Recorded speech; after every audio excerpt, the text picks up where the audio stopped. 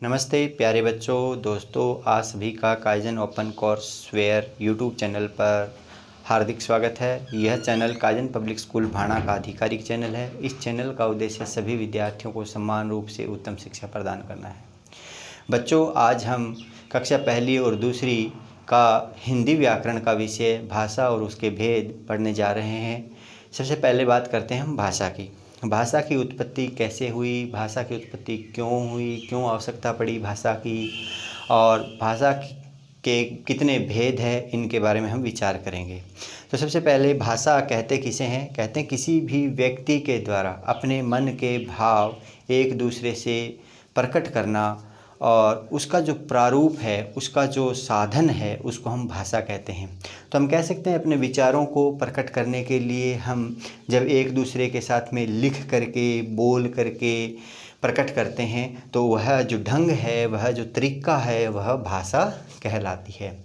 तो भाषा का हम जो रूप लिखते हैं, उसकी परिभाषा लिखते हैं, तो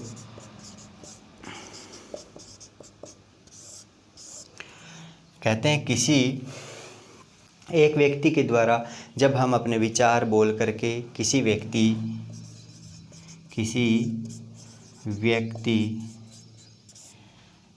के साथ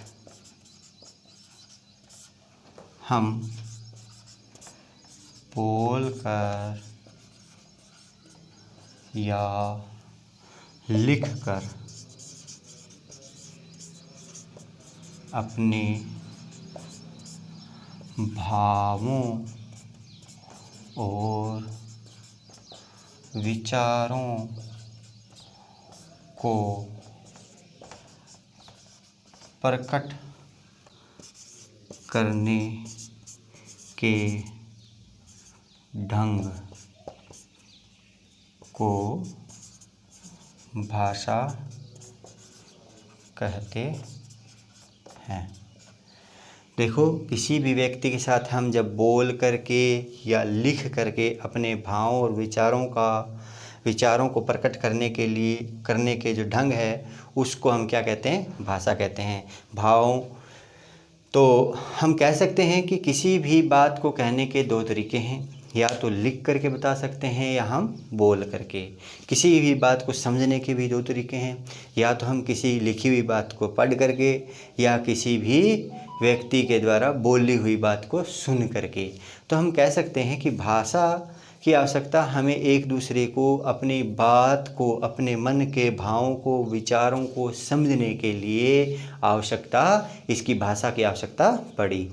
तो भाषा के जो भेद है उसके बारे में बात करते हैं बच्चों। जब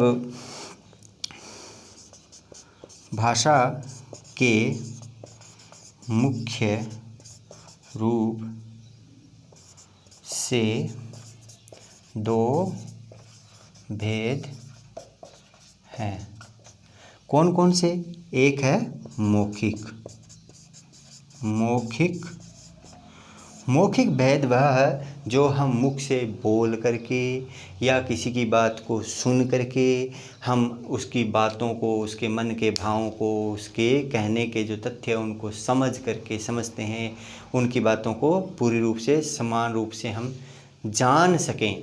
तो वह जो रूप है वो मौखिक है। ये हम कह करके अपनी बात को कहते हैं। प्राचीन काल में इसी रूप का ज़्यादा प्रयोग होता था। जब ऋषि मुनियों ने भाषा को सबसे पहले सीखा, बोलना ही सीखा था, बोलते थे, तो पहले भाषा का जो रूप था वो बोली के रूप में था, क्योंकि बोली वह होती है जो एक सीमित क्षेत्र पर बोली जाती है, और उसका जो विस्तृत रूप हो जाता है तो वह भाषा बन जाती है। सबसे पहले इसको जब हम बोल करके हमारी बात को याद रखा जाता था। सबसे पहले क्या था, जब लिखने के लिए लिपि का आविर्भाव नहीं हुआ था, लिपि नहीं थी, तो भाषा को हम लिख नहीं सकते थे।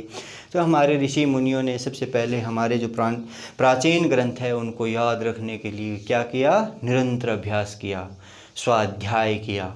एक दूसरे को लंबी तक बातों को याद रखने के लिए लगातार पढ़ते थे। वो पढ़ करके उन चीज़ों को याद करते थे। याद कर करके हमारे जो ग्रंथ हैं उनको उन्होंने लाखों वर्षों तक जीवित रखा।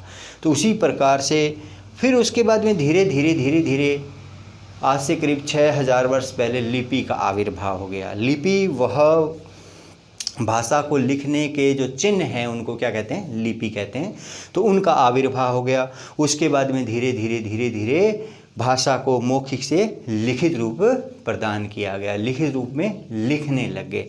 अब किसी भी बात को हम क्या करते हैं, लिख करके लंबे समय तक याद रख सकते हैं। अब कोई भी ग्रंथ है, कोई भी पुस्तक है, उसको हम लिख करके छोड़ सकते हैं ताकि आने वाली जो हमारी पीढ़ियां हैं, आने वाली जो जनरेशन है, वो उसको पढ़ करके आज के बारे में जान सके। अगर ये पहले लिखित रूप पहले जब ऋषि मुनियों के समय होता हमारे पास में, तो क्या होता, हमारे जो पौराणिक ग्रंथ है जितने भी हैं वो आज हमें लिखित रूप में मिल जाते। लेकिन बच्चों, लिखित भाषा का ना होना हमारे लिए एक बड़ा ही दुर्भाग्य है, क्योंकि उस टाइम क्या था, मौखिक भाषा ही थी। तो मौखिक भाषा के माध्यम से क्या है, एक दूसरे को समझते थे बात को।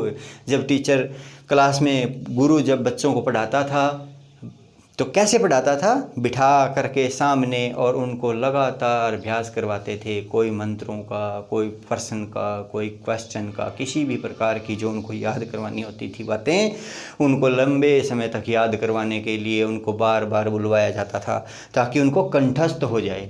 और ये जो मौखिक रूप है वही उस टाइम प्रचलित था। उसके बाद में हमारा दूसरा रूप आया लिखित। कौन सा आया, लिखित।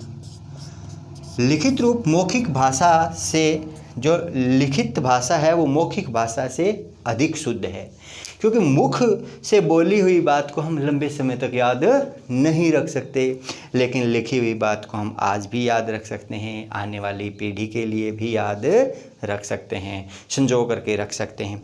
तो लिखित भाषा को मौखिक भाषा से क्या माना जाता है, अच्छा माना जाता है। इसके बाद में आपको जो एक बोली के बारे में और बताता हूँ थोड़ा। कहते हैं कि जीव जंतुओं ने भी अपनी बोलियाँ प्रारंभ की, तो उसको वो लिख नहीं सकते, वो उसको समझ नहीं सकते एक दूसरे को। वो बस उनकी आवाज़ है, उनकी जो ध्वनि है, उसके माध्यम से ही अपनी बातों को समझते हैं। बाकी उनके दिमाग में जो चीज़ें हैं, जैसे हम समझते हैं, हम लिखी हुई बात को समझते हैं, बोली हुई बात को समझते हैं, पढ़ी हुई बात को समझते हैं, उस प्रकार की जो पक्षियों के अंदर इतना ज्ञान नहीं है। तो कह सकते हैं कि जंतुओं के द्वारा जो बात बोली गई थी, उनको आवाज़ें की गई थी, उनको सिर्फ बोली का ही रूप दिया जाता था और उन्हें समझ पाते थे। इसलिए इन आवाज़ों को, बोली को भाषा का रूप नहीं दिया गया। तो भाषा के कितने रूप है, मौखिक और लिखित, दो।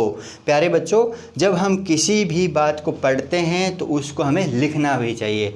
इन बातों को हमें रफ नोटबुक में लिख करके इनको याद करना है, फिर इनको बार बार लर्न करना है, पढ़ना है।